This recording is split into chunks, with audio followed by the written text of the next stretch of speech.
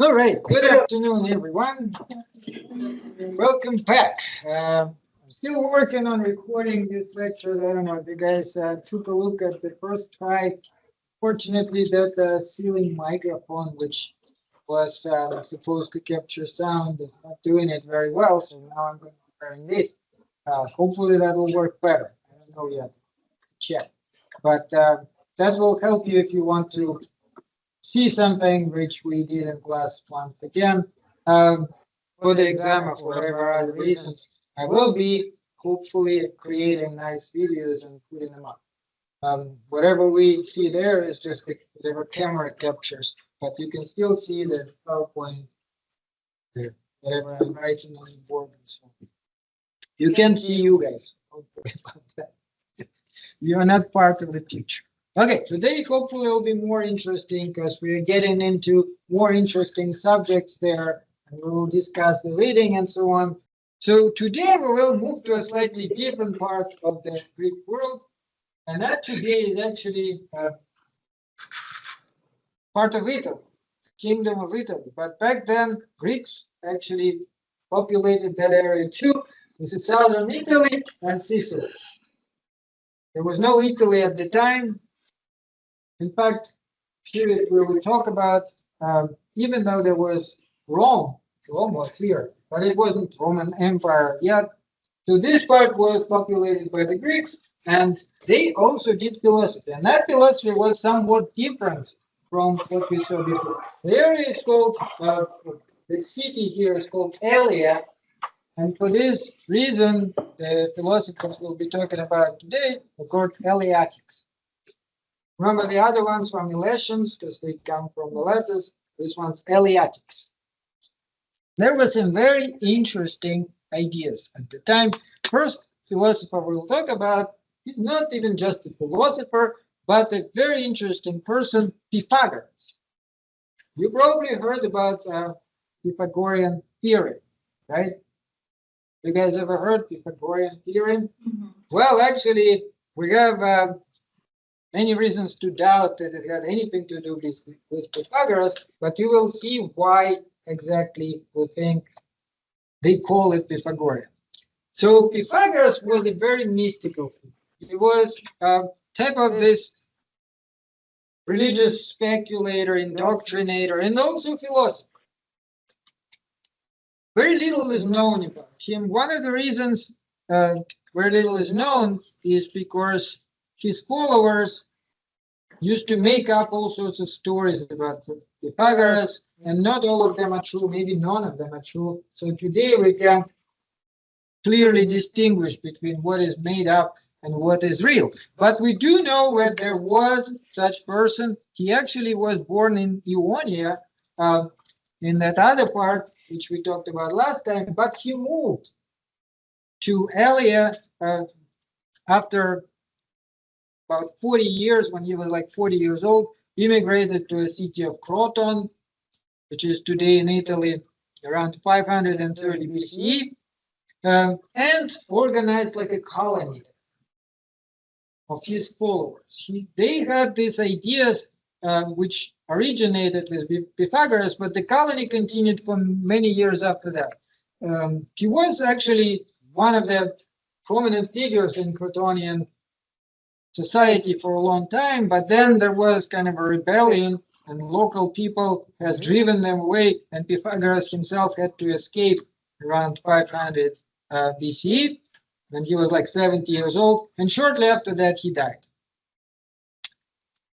Now, few things about Pythagoras. So this is what we are told about him. This is some of the stories that we have from those ancient sources. He killed a poisonous snake by biting. That's one of the stories. So basically, the snake was trying to bite him, but he instead beat the snake and killed him. A river hailed him by name. The river was calling his name. The river was going,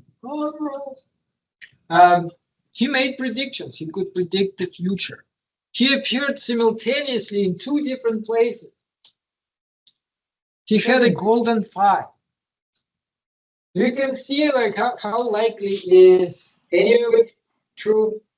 Probably none of it is true. But those are the stories people are saying just because he was such an interesting figure, had so much influence that they were making this stuff up. In fact, Pythagoreans said that there are three types of creatures. They would say there are gods, there are humans, and there is Pythagoras. So he is not quite God, but he is not a human either. What are some of the main beliefs which we think we can attribute to Pythagoras himself? First of all, soul is immortal. That was his idea. The soul is immortal. Greeks did not necessarily believe that themselves. Transmigration, we'll talk about it in a second. Transmigration of the soul. Eternal return of the same. Very interesting idea. We'll find it even in the end of this class when we talk about Nietzsche. Basically meaning that everything in this world repeats itself. The world is like the time goes in a circle, right? We're sitting in this class talking about philosophy now. Well, who knows how many billion years will pass? Same thing will happen again. We'll be again here talking about philosophy, exactly the same thing. And then another billions of years will pass, and we will be here again.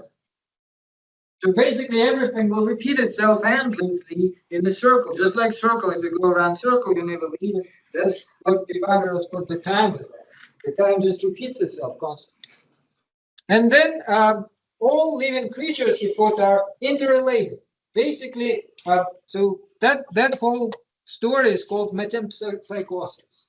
Metempsychosis is transmigration of the soul. Let's read the original we have from Porphyry, so you could see what he's saying. First, he meaning Pythagoras, declares that the soul is immortal, then that it changes into other kinds of animals. In addition, that things that happen recur at certain intervals. Nothing is absolutely new. All things that come to be alive must be both akin. And Pythagoras seemed to have been the first to introduce these opinions into Greece. So soul is immortal and it passes on. As soon as you die, you become somebody else. And it doesn't even have to be a human being. You can become a cat or a dog or something else. These ideas will be very influential on Plato. So when we talk about Plato, you'll see three philosophers influenced Plato very much. Heraclitus, who we talked about last time, Pythagoras, and another philosopher we'll talk about later today. So this is an interesting idea because it has a very significant ramification. Transmigration of the soul. Metempsychosis, why? Because psyche in Greek meant the soul. And because of that, today, if you study psychology, the word psychology starts with the word psyche, the Greek word for the soul. So what does it mean that we never die? That our soul is eternal? What would be the ramification of that? What do you think?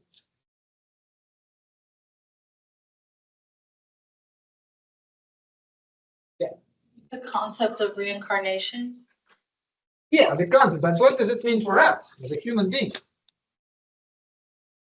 Does it make any difference? Let's assume this is true. Does it make any difference?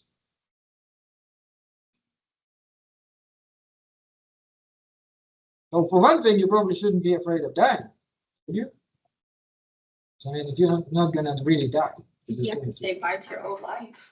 Huh? You have to say bye to your old life. Just because you're like, because I don't know if like the same thing of the soul would mean transferring. What your flesh does is not the same as your soul. That's kind of what that would be. So like your flesh has a family and, career and all the things that you create. Well, assuming you do. Well, that's why I was like, I wouldn't know. Because if all that goes with it, then no, it wouldn't matter. Dying wouldn't matter. So, yeah, for one thing, obviously, if your life is good, you may not still want to leave it because you're enjoying it. But if it's not so good, that gives you some comfort. Right? Suppose you are so miserable in life that you don't even want to live. Well, then the belief that there is another life immediately after that is actually kind of a good thing. You may just start thinking, okay, well, that's fine then. I'm going to die and then maybe I'll become a king. My life will be better.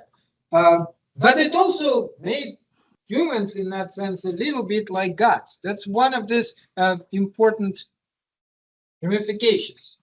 Mortal, almost godlike creatures. Gods are immortal, and humans apparently are immortal. So then what's the difference between humans and gods? Not very much. We are not at home in our body then, because the body is just a temporary place. We're spending some time there, but in the same time, we better use this time for something useful.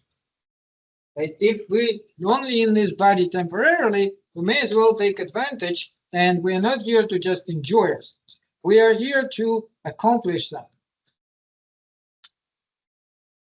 The world is sharply polarized between good and evil, and the real role of the soul is to participate in this moral struggle. In fact, they also thought that who you're going to be in your next life depends on how you live this. So if you live this life very badly, you may be reincarnated into a cockroach. But if you live it very well and you strive for the good things in life, then you may be reincarnated into a king, some famous person, some other person who you would like to be. We will see how Plato actually makes interesting conclusions based on that. And another important idea then is kinship with all living beings.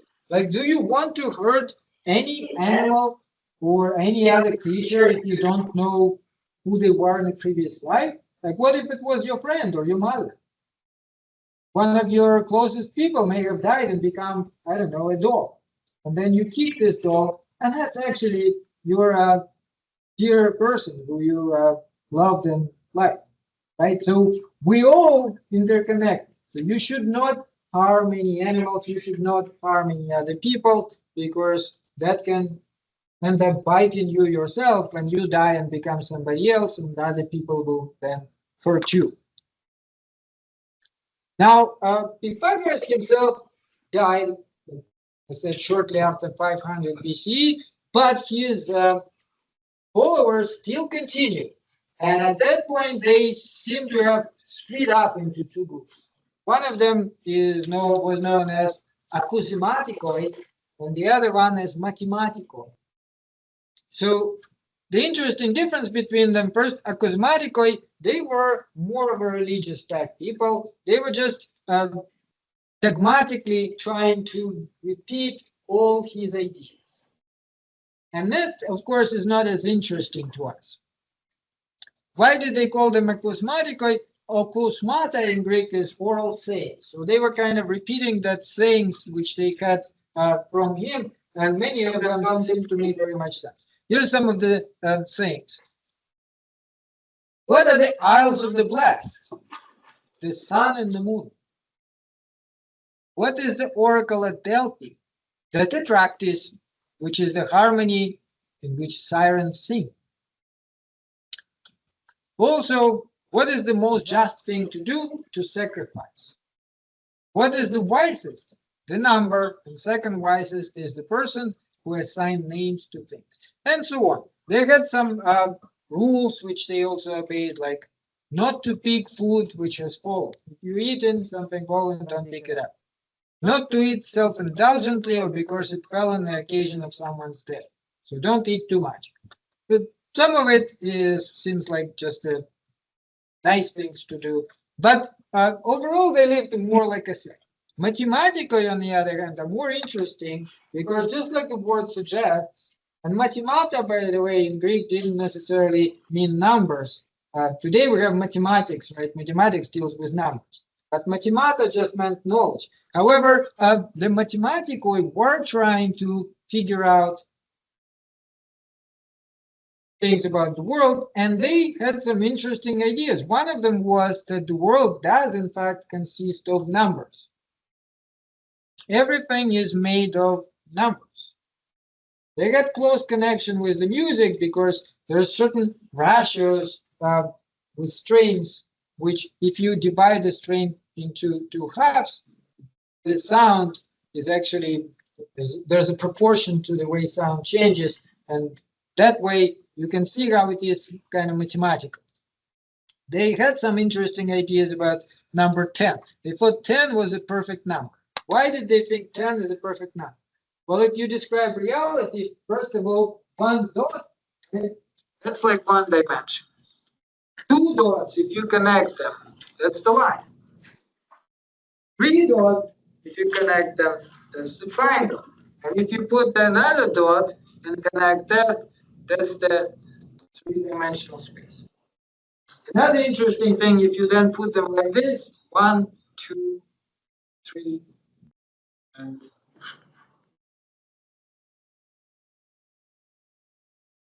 4, that's like a nice pyramid, but it also is 10. There's 10 of them. 1 plus 2, 1 plus 2 plus 3 plus 4 equal to exactly. So some interesting things about the numbers, and they were so fascinated by it, they thought archaea, what everything is made of, is actually a number. Everything is made out of numbers. Now let's talk about it a little bit, because it is interesting. The Milesians were looking for some physical underlying nature of reality. They thought it was air or water or something like this. But Pythagoreans thought it was a number. What do you think from a modern perspective? If we look at it from our modern perspective today, what seems to be making a little bit more sense to us?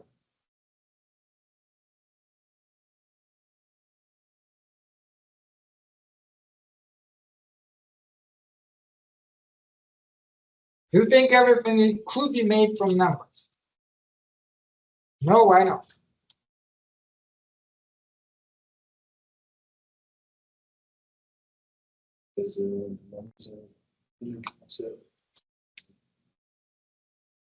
Well, could the reality be human concept?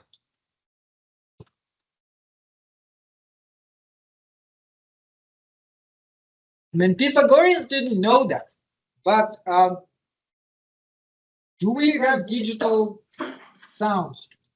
The sounds made of numbers. Yes. Do we have digital pictures? So actually, everything does seem to be a number, isn't it? So they were kind of trying to speculate about it, but we have more foundation now. And to us today, that idea actually makes a lot more sense than it did then. You can completely describe even the human brain, right? How does computer work? Numbers. And computer AI technology now is just like a human brain, isn't it? They already have AI, which actually is deceptive. I don't know if you guys heard about it. They got AI created, which was trying to deceive the people who created it and lie to them. It's not probably too far in the future when AI may take control of us, make us into a slave. Hopefully not, but you never know. They're coming up with more yet. I feel like reality would be more so if it were to be a thing, it wouldn't be a number, it'd be an organism, because AI is like a digital reality, like it's a hologram, it's a false reality, compared to like beings, diseases, biological formations, and like what do they call them? When they like change, whatever. Like diseases when they change and all that stuff. That all comes from like an organism, I feel like, instead. I feel like it would be closer to a thing than to a number. Well, it's a philosophical question. We'll actually be coming back to it over and over again, but here's the thing. How do you know that things outside, including your own body? Like, that seems like there's my hand right here. How do I know? What does it mean? What does it mean to see something? You have a certain feed going into your brain, right? So if we imagine, like, for example, this is my brain, I have some electromagnetic impulse going into my brain, and a certain part of the brain is stimulated and tells me that there's an object there which I call my hand. And if I, for example, poke it, then another impulse will go and it will tell me that in a different part of the brain that there is pain originating in this hand. But as you may know, if somebody has their hand cut off, they can still have pain in that very hand because the impulse will still be going. So suppose then that your brain is all there is, and the impulses are going from some other source. Like in the movie The Matrix, you were actually feeding those fake impulses into the brains of people who were swimming in some form of liquid. How would you then ever know that the reality you see is fake? Because all you have is your brain, which receives these messages, but these messages could be fake. In fact, today we know how to simulate them, right? They already have this technology. They can attach something to your brain and feed some sort of pictures and sounds, and that's how some deaf people. So basically, you're still basing it on just this feed you have in your brain, just these pictures and feelings and so on. So for all you know, there may not be bodies at all, and no other people, and nothing whatsoever. The whole thing could be fake.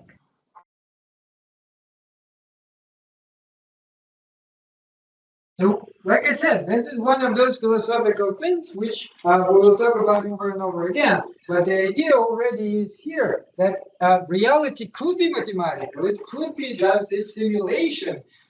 For example, you can imagine some aliens just basically controlling all of us and feeding all of this into our brains, and we don't even know.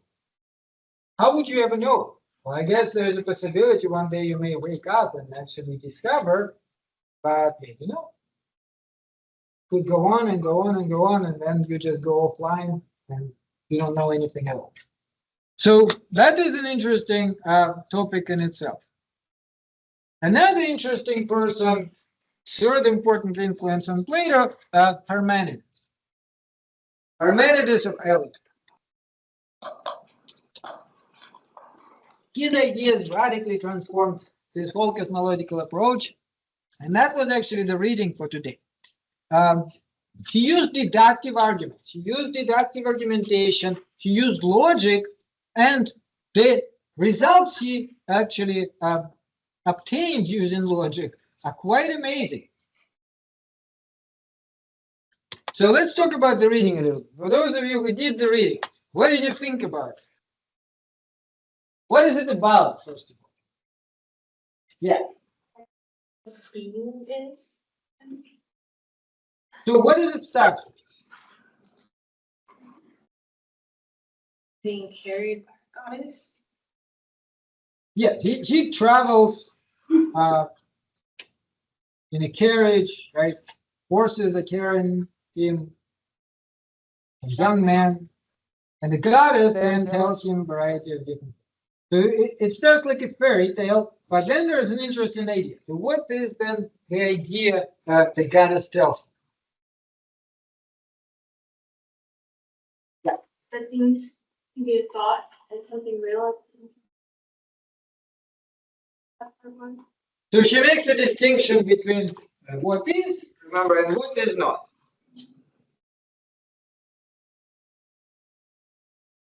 And what does she tell him?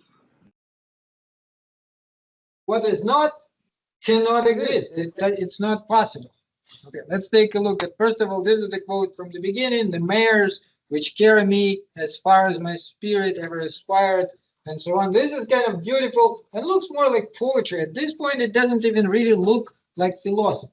But that's because it was one of these ways they were still trying to present their songs. This way, it probably was more interesting for people to read it. We don't have to take it very seriously. But then this idea, which he introduces after that, that's the important idea. He says there are two roads of investigation. The one, both that is and that it is not the case that it is not. So it's only what is. What is not possible. And the other one is that what is not is actually possible, but it is right.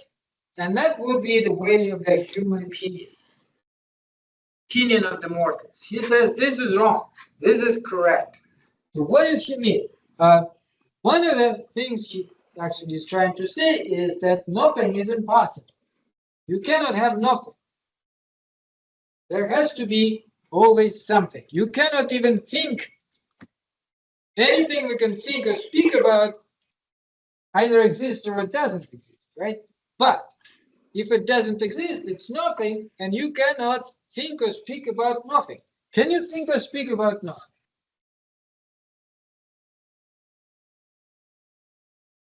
You may say something like, well, of course, I can think about things which don't exist. I can think about unicorn on Mars. There's no unicorn on Mars, so that's nothing. But if you think about that, when you imagine unicorn, what are you talking about? What is unicorn? Horse with one horn. Do horses exist? Yes. Do horns exist? Yes. And Mars does exist. So you're just putting it together in the wrong way. But these things do exist. You're saying try to think about nothing, like literally nothing. You can't. So he says whatever you think about has to exist. That's one ramification. Another ramification, interestingly enough, he also thought that that also means that you can't have any part of space which has absolutely nothing. There has to be something everywhere. So, for example, it seems like there's nothing in front of me, but there something in front of me? Yeah, the air, for sure. So that would be something. But today we actually think that we can have vacuum, right? But it seems like they did not understand that. They didn't think vacuum is possible, so they thought that everything is kind of full of stuff. There's stuff everywhere, and there's simply no gaps between it. And one of the interesting conclusions he made from all this is that change is impossible. Because in order for something to change, it has to go through some empty space. And since there is no empty space, then change is not possible at all. So reality is unchanging. First of all, he thought being is ungenerated and imperishable. The universe, you may think, doesn't have a beginning and has no end. That's what logic kind of tells all of us, right? Because how can you imagine? They tell us there was Big Bang. But let's logically ask, would there be nothing before that? Like completely nothing? It seems like it's not something our brain can even understand. It's impossible.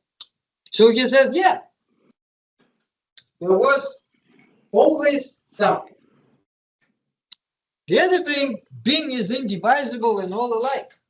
You cannot divide being, because how can you divide being? If you divide it, what would mark the division? Being is without beginning or without end. It doesn't begin, it doesn't end. Is now, was not, and will not be. So in this case, he's talking about time, right? So he's saying basically the past doesn't exist. Does the past exist? Yes. Where? Let's go. How about the future? Does the future exist? Then where? See? Touch it. Seems like there's just now. That now is the only thing which exists. That's what you're saying. It's constantly now. Now is all there is. And based on all this, that being is changeless, motionless, and unique. It does not change at all. Remember, Heraclitus said being is constantly changing. But Parmenides is saying it cannot be changing. It's always the same. It's impossible for it to change. It seems crazy, but if you think about all these things using logic, they kind of make sense. Yeah. Could both their concepts exist at once, though? That's what Plato is going to suggest. But for now, that was the big answer to many of the previous philosophers and a big challenge, and they were trying to solve this problem. So remember also that today we, of course, have 2,600 years on our side. We already read physics, we know all these things. They didn't. They were the first ones trying to figure all these things out. So he presented this, and it was a real challenge because many philosophers, many people thought about it and said, well, okay, that makes sense, but it can't be. How can there be no change? It seems like things are changing all the time. But logically speaking, there shouldn't be any change. So according to him, the reality is just one big chunk. And that chunk cannot be divided into parts. It cannot be changing into anything. It's just like this thing. It's radical metaphysical monism. Very radical. Okay, let's think about it from this point of view. Who is this handsome young man? Yeah. What do you think? Really? Yes. Is it? Is it? That's the question. Okay. Well, yeah, but that gives us this leads us to this interesting question then. Is it or is it not me? What does it make me? I mean, that was, I'm not even going to tell you how many years ago. And of course, in some sense, it is me. Because believe it or not, I'm there 15 years old. But obviously, I'm not 15 years anymore. So is it still me? What does it make it me? Genetic coding.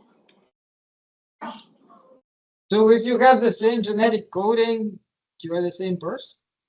It's kind of unchanging unless someone puts a very in it. No, yeah, but I mean that then isn't there people who have exactly the same genetic coding, like the brother and sister or something? Well, twin brothers. Seems like that. Let's think about it this way. Suppose they already have all sorts of technology. One day they may recreate you, right? Suppose they create the exact copy of you. Everything the same, the brain the same. They even put the same memories into that person. Would it then be okay to kill you and just have this other one continue? Would you be fine with it? Probably not. If there is something else, you say, okay, that is my identical copy, but that is not me. So what does it make it you? On the other hand, I can tell you that picture, you can even go back to it. If 15 years old me, that is a totally different person. If I met this guy, I don't even know if we got anything to talk about because I changed so much since then. I had different interests, different life. Is this still me? Version of yourself. Well, past version then, right? So, but like, is it me or is it not? Yes. I would think it's like an evolved version of yourself because, like you said, sure, back then you didn't have as much real life experiences as you do now. So you can't compare like your 10-year-old self to like your version. But at the end of the day, like your personality, sure, it might have changed, but throughout time, like you still carry a lot of probably personality traits that you see in your childhood. Well, some. I mean, you theoretically can even change all your personalities. I don't see any reason why you. Usually, it doesn't happen. Right? Some people even preserve almost everything. They like don't change very much throughout their life.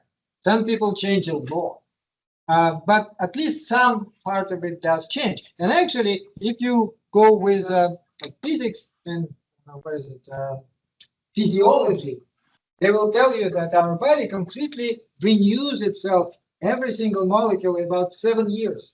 So since then, I've renewed myself so many times that you're not going to say find a single molecule within my body which is the same.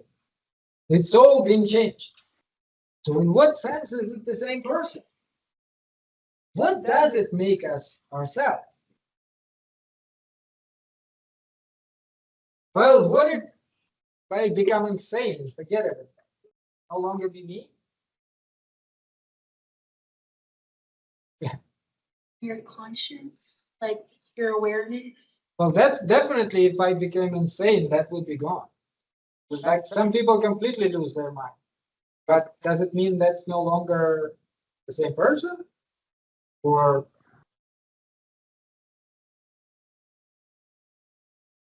similarly, when you sleep, right? Is it still you?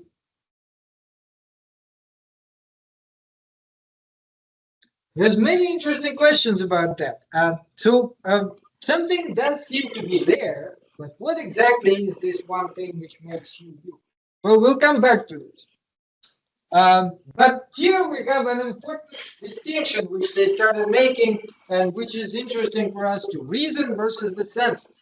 Our senses give us information about the world, right? They tell us that we see other people in this room, that it is relatively warm. If you touch an object, then different set of senses, not your vision, right? That's completely different. That tells you that you're feeling something, and your vision kind of adds to this and say that's a table or something else. But can we trust? Sometimes our reason may be telling us we should not trust it, and sometimes our reason may be right. For example, you can have a hallucination or a dream. You wake up in the morning, and like all of this turns out to be fake. And again, what are the chances that you might wake up one day and turns out your entire life is cannot be completely sure, right? Maybe this is just a very good hallucination, very vivid, realistic hallucination. Should we trust our senses or should we trust our reason? Well, Parmenides was saying reason, judge by reason, logos. Logos is more important than the senses. The senses could be lying to you all the time, but reason never lies. 2 plus 2 is always equal to 4. If you base in your life on that, you will not be mistaken. So you see numbers here do seem like they tell you something, because numbers do not lie. Senses can lie, numbers do not lie. And there can be 2 types of knowledge based on that. One is so-called a posteriori knowledge. Posteriori in English we say posterior, after the fact. So that is based on your experience. You experience something and after that you know something. For example, you see a hot piece of iron, you touch it, you burn your hand, and then you know not to touch it next. But there is also so-called a priori reason based on just your reasoning. You don't need to do certain things in order to understand them. And numbers are all like that. In numbers, there is some sort of parallel reality of things. Something which you don't necessarily need to experience yourself to know. For example, how do we know that root 100 is what? And you know that. Do it? Do it? No. It's just based on pure reason. Which one can you trust? So Parmenides thought that based on all this, reality has to be unchanging, always the same. There is no void. There is no empty space. Things can be known only through reason. Now, his student Zeno of Area has tried to prove his point by coming up with these various famous paradoxes. And they are even more interesting because this is a little bit too abstract. Some of you guys may not even completely understand his point. But let's look at Zeno's argument. So Zeno was his student, his follower, maybe even adopted son. Some say his adopted son. Well, it's hard to say. But he had these famous paradoxes, and all of them are based on this approach called reductio ad absurdum, reduction to absurdity. So basically, he shows that if you believe something, logically that entails something else, and then that something else contradicts the first thing. And because of this contradiction, you can see that there's a problem. You cannot believe the first thing. So let's see some examples. Achilles and tortoise. Achilles and tortoise. This is the famous paradox. Let's say we have a certain distance. We have Achilles, who is actually there's an illustration right there. Achilles starts from here. Just draw it like this. Achilles, very fast run. And we have tortoise somewhere around here. And he's saying, let's say they start at exactly the same time. So tortoise moves very slowly, and Achilles moves much faster. By the time Achilles makes it here, where the tortoise was, it will make some distance. Right? I don't know how much. By the time Achilles covers this distance, the tortoise will make a little bit more of a distance. By the time Achilles covers this distance, the tortoise will make a little bit more of a distance. So he's saying Achilles will never catch up with the tortoise. It's impossible. See? You understand it? Because anytime it will take some time for Achilles to cover whatever tortoise managed to cover, and tortoise will always move a little bit ahead during this time. But of course, what does reality tell us? Achilles will overtake the tortoise. But he said that's impossible. So what's the problem? What does physics tell us? Why is this not the case? Why is physics not the case? No, why is it not the case that he cannot overtake the tortoise?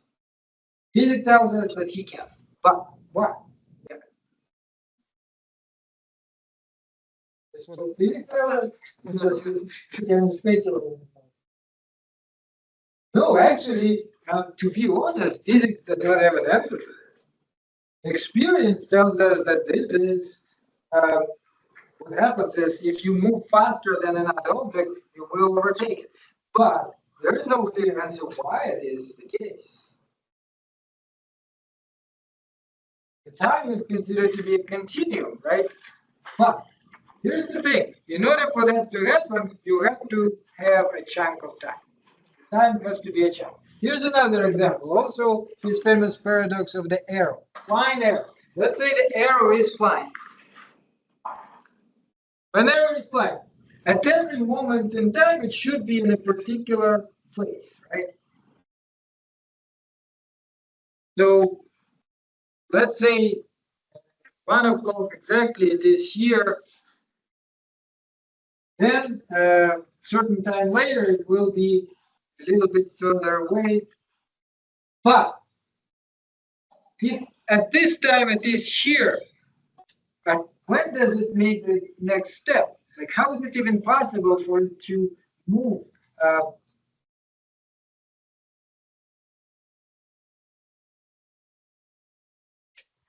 Can you see the logic here? It would actually have to be in 2 different places at once, doesn't it? It's the only way for it to be moving. Otherwise, if it is in one place, it would stay in that one place. So you say, based on this, you would argue that there's no movement. Nothing can move. That's literally impossible.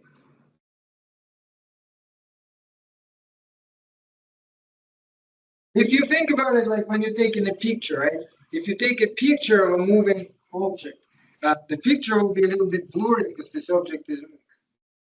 But then you can like increase the volume, and then it's no longer going to be blurry. But that's only if it doesn't move very fast. If it moves even faster, it will still move, and so on and so forth. So why? Yeah. Is it based on perception? Well, it's not just perception, but literally for it to be moving, it has to be in 2 places at the same time.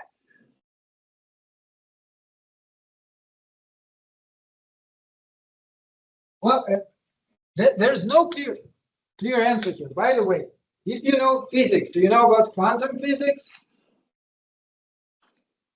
So quantum physics is the physics which deals with this tiny little objects and tiny little relations. Quantum physics and regular physics do not agree. And that's one of the problems in physics, not in philosophy. They are trying to come up with a theory which will explain all, and they can't. Precisely because of this. There's so many things about quantum physics which actually do not make any sense. Like, did you hear about electron? Electron is a particle and a wave. Why? Because it is a particle, but it acts like a wave. That's the fact. They actually have discovered.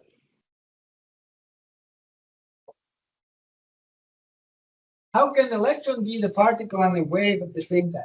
We don't know, but this is what experiments tell us. There's actually an interesting experiment in physics, which they conducted already in the 20th century, not that long ago, when they were shooting electrons through, basically, you can say like the opening, right? And there was a screen behind it. And they were shooting electrons one by one. If you shoot electrons one by one and they are particles, what you would expect is they would be making this kind of a pattern, right? When they go through the opening. Of course, the ones which don't go through the opening will be ricocheting, and the other ones would just go straight. See what I mean? So they actually discovered that this is not the case, that the particles, the electrons being particles, behave like a wave. They actually do not make this kind of pattern. They make the pattern like the water flowing through it. So basically what it means is that electrons somehow can predict the other electrons going through the same opening, and they react to that. So it is complicated physics. I'm not going to give you a full lecture on physics. But the idea here is this. If somebody tells you that they, in physics, found solution to Zeno's paradoxes, it's a lie. They did not find any solution. We still don't know. In fact, there are many things which physics discovered today confirm many of these questions. The Einstein's relativity theory, we'll talk about it later, but that's one of those things. Okay, let's move on. So if you think about it, let's put it this way, from the traditional Christian point of view, right? God is outside of time. So tomorrow, life started at some point, we're going on, we will die sometime, even if you think about the Big Bang universe, whatever. But God, to God, there's no time. God is not like sitting there at this hour waiting for the next hour. God is kind of above all that and can observe the whole thing at once. And we will see that some of the medieval philosophers actually thought about it in this way. So God is already knows what will happen to all of us, including the end of the. He knows what happened before, he knows what will happen in the future. He can kind of be observing it at the same time. Well, if you look at it from this point of view, doesn't it then make sense to think that change does not happen? Because for God, there's no change. God would already know everything, including how things are going to be in the future. Can you see the point? Like God doesn't have to sit there and wait for you to make a decision what to eat for dinner today. God already knows what you're going to be eating for dinner. So even if you don't believe in God, but look at it from this point of view, isn't it possible that actually that's how things are? For us, it seems like a movie, watching the movie, right? This main character is fighting some other people and so on. But people who made the movie already know what's going to happen.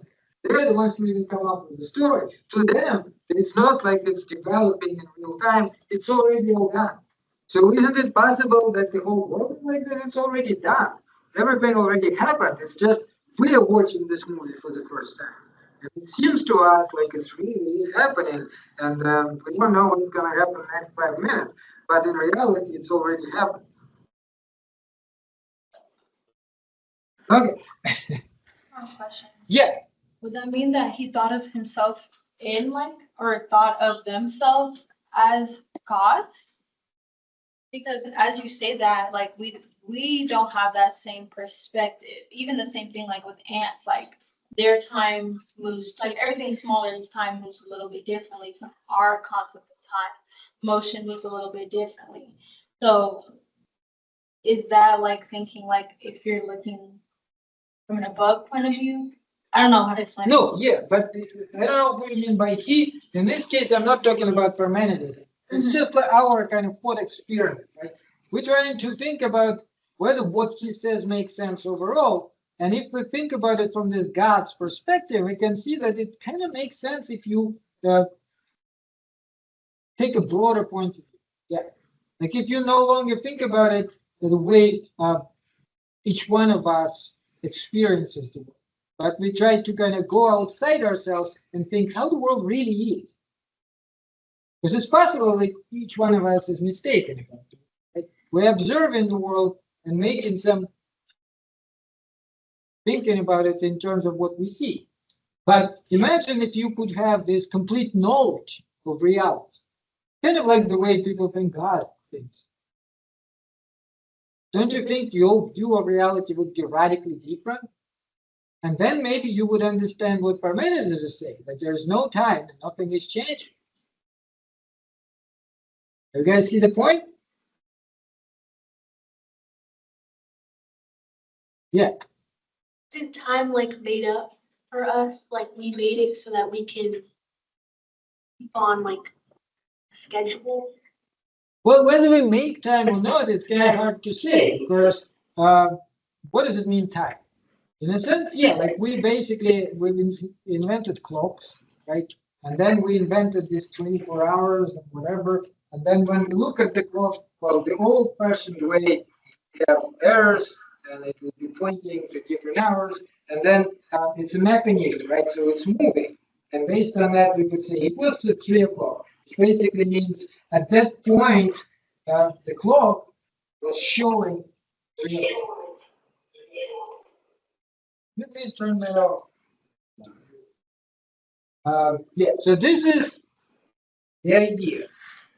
Now, whether or not reality really has time in it or not is hard to say, but Parmenides was saying based on logic, it seems like it should. It seems like the time shouldn't even exist. And we will come back to this. Let's just look at a few other guys there. So this is the point when they started arguing over whether there is many things or just one thing.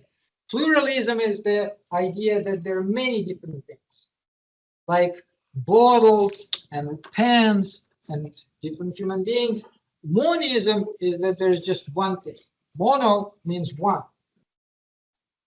So pluralism is believed that there are many realities, many different substances, but Parmenides was actually monist, and he was claiming that there's just one thing. So how can you then explain what we observe? And some of the philosophers which came after Parmenides were trying to deal with it, so they came up with their ideas. Next, after him was Empedocles. Empedocles was younger than Parmenides. He was actually influenced by Pythagoras, by this first guy we talked about, and he tried to make sense of his Parmenidean ideas and explain what we experience in reality in that fashion. So what did he actually come up with? He thought that change is not absolute, but change is relative. Things change relative to each other. He thought that there are actually 4 different rules which constantly interchanging with itself. Earth, air, fire, and water. So note that this is already 4 elements, which is why he's a pluralist. He didn't think there was just one thing. He thought there are 4 different things. Earth, air, fire, and water, and everything is made of combination of them.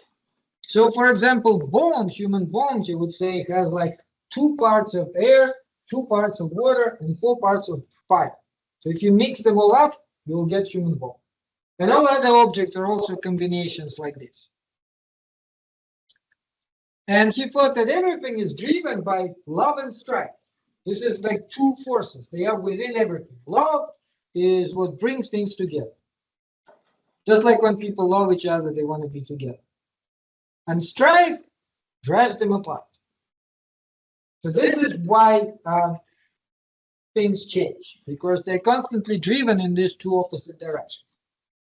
part of the existence of the world was more powerful, so things were kind of going together, and eventually they will all merge.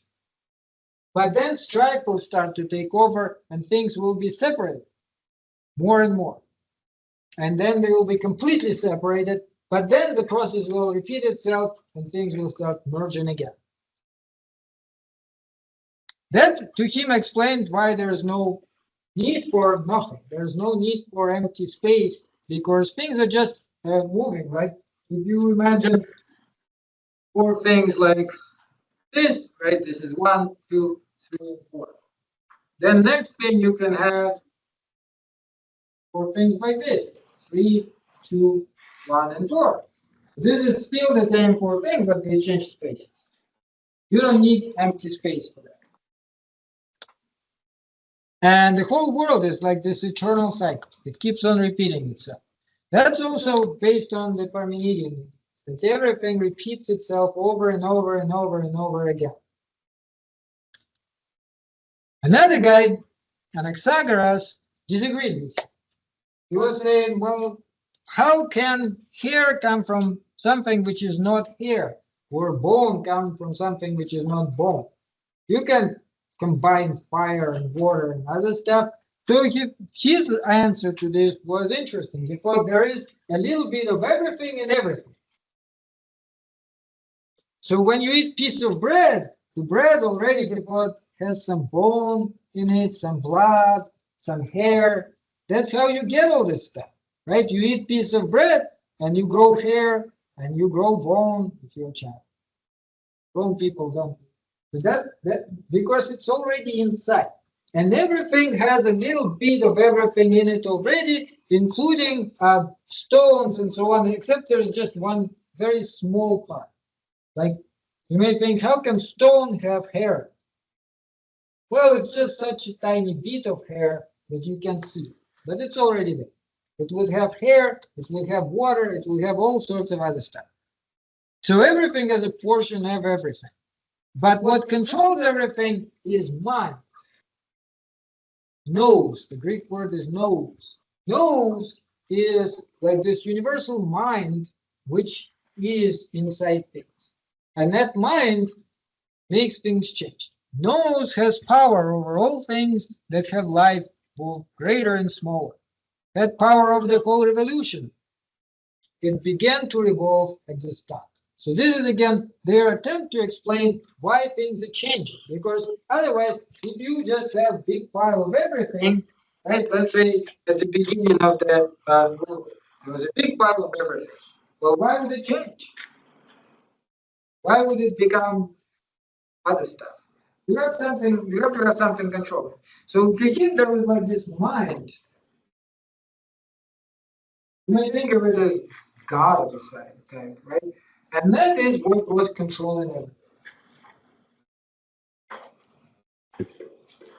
And this knows, this mind is present in everything, including inanimate objects, not just human beings and animals. Everything has tiny little bit of it.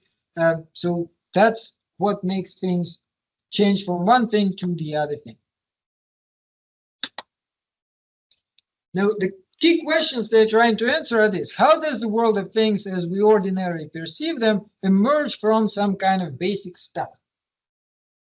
If you have basic stuff at the beginning, whatever it is, water, atoms, or whatever else, it has to change into something else. And actually, atoms is the next step, because this was one of the ideas they came up with later.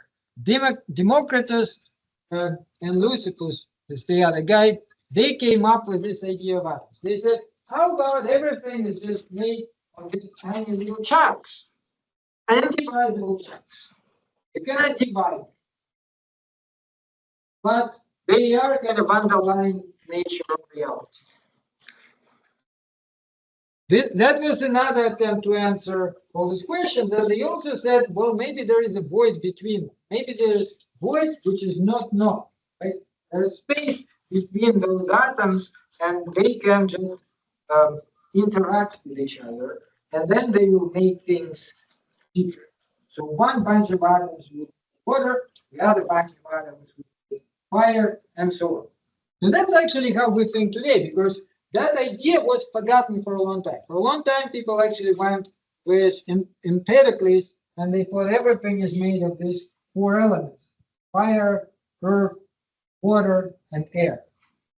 But then, already in the 17th century, that's when the atomistic ideas came back, and we'll talk about Descartes. Descartes was the first one who suggested that perhaps everything is made of these tiny little chunks. And that worked very well until we did what? We discovered that it actually is not indivisible. You can divide it. But this idea helps, because all those paradoxes, you can answer them if you imagine that there is the smallest chunk of time and there is the smallest chunk of space. Then there is no longer a problem with Achilles and tortoise. If you have the smallest chunk of time which you can no longer divide, then tortoise will pass the Achilles will pass the tortoise. But can you have a smallest chunk of time which you can no longer divide? Let's say you have like 1 second, right? Can you divide it? Yeah, you can have half a second. Can you further divide that? Yeah, you can have quarter of a second. Can you have divide that? Yeah, you can have 1 second. Can you continue this forever? Yeah, you can continue. There's no reason why you can't. How can you have a chunk of time? But it seems like to resolve this paradox, you should have chunk of time, and you should have chunk of space, which is indivisible. Smallest chunk of space. But the question here is, how can there be, like, let's say this is atom. Can you have half an atom? I know. What could possibly prevent you from fighting? We did. There were quarks inside atoms, and then we suggested at least that there are strings inside quarks. And if you have a string, let's say this is a string, right? You cut it in half. I know. And there'll be something inside the string. And there should be. So atomists had their own ideas about the world, and that's kind of like perhaps still what physics tells us in a sense. But like I said, if you take physics, especially advanced physics, you'll see there are problems. There are multiple problems with physics. It cannot really explain the reality in a unified way, because the way it predicts on a micro level things to exist. Quantum physics is different from what we observe in the macro level. Planets, the large objects, the way they interact. Okay, so the atomists suggested the void. There's an interesting other part of it. They thought that some knowledge was true-born and some knowledge is bastard, or not real knowledge. So true-born knowledge is objective, tells you things as they are, and the world consists of atoms in the void. But the bastard knowledge is subjective. It's the idea that everybody's your reality is different, things as they appear, not as they are. And that is where you feel the qualities: colors, sounds, smells, tastes, and textures. Why do you think they thought that the colors and sounds are subjective and not objective?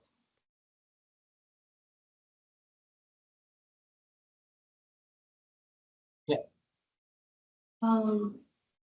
The concept of not being able to trust the senses.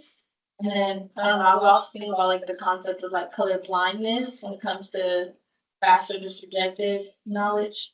Well, yeah, two people can disagree about colors. They can even if they agree about it. There's another interesting thing about it. Let's say when you see color green, your color green is green. Let's see, when I see color green, it actually is always red. Would we ever know that we have this difference? Because I would still call red color green. I would just see it as red, right? So when you see that color, you see it as green, and you call it green. I see it as red, but I call it green too, so we agree. It's the same color, it's just I see it as red.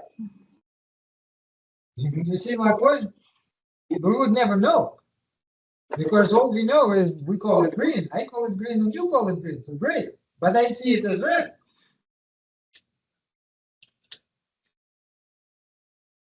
Like the sensation, my brain. This is what you have when you see red color. Except I also call it green. Okay, anyway. I guess, so this is kind of a summary. Being and nothing. Parmenides thought that there is either being or there is nothing. But nothing cannot be. It doesn't exist. Democritus and Atomists came up with a better distinction. They said, okay, there's being and there's nothing, which is completely nothing. But there is also void, which is just nothing in the sense that, like vacuum, there's nothing in between objects, but it's not nothing in this sense. So that explains then why things are moving, because you have atoms, but there's void between them. So they can change places. They can move around. Otherwise, according to Parmenides, they can't. Okay, so in the last few minutes, let's just talk about it. Which theory makes more sense to you? Which one do you like? Because there's no right and wrong answer, just for us to basically discuss it a little bit.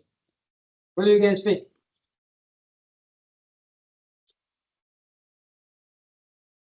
Is change real? Is it happening? It is real. Right? But it's like when we had that conversation of what is it like, what's relative and what's the other one? Absolute. Absolute. I feel like it's. I gotta go back to my notes. But the one where. Well, absolute would be that it is the same for everybody. It's like something which really is happening, and we all have to agree about it. And if we disagree about it, that means that somebody is wrong. Yeah, I believe that change is relative. Like, I don't believe in any of their beliefs on the concept of change because change is relative. Okay, do you guys agree? Think change is relative? Y'all can disagree with me, I don't mind. I know. I like the last one the most, just because of the idea that, of the whole subjective versus objective, and kind of just made more sense, really, at least for this. Well, in terms of change, do things really change? It seems like they do, but do they? Maybe it's all just a big illusion. Really don't change.